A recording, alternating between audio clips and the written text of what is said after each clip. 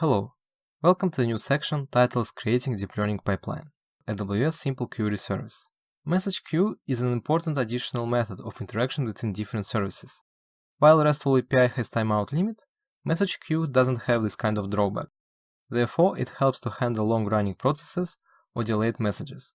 Also, it allows to have more uniform load on the backend.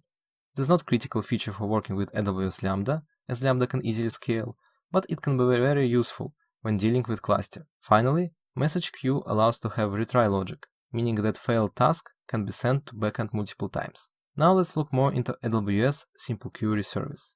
Basically, it is AWS service which allows to send, receive, and store messages. It can be connected to any processing backend.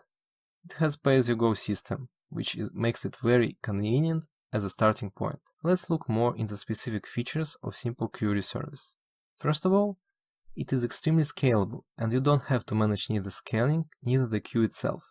Service also handles access from multiple readers to the queue, so it's something which you don't have to implement. SQS has customizable retry mechanism, which allows to increase probability of avoiding errors. Batch processing allows to improve overall speed of handling queue. SQS provides very simple APIs, which you can use in almost any programming language. Finally, it provides encryption, which could be useful to improve security of your service. Now let's look at the pricing. One of the main advantages of Simple Query Service is pay-as-you-go system. It is very simple, 50 cents per 1 million requests, and first million requests is free per month. That makes it perfect for early projects. Thank you for listening. This concludes the end of this video.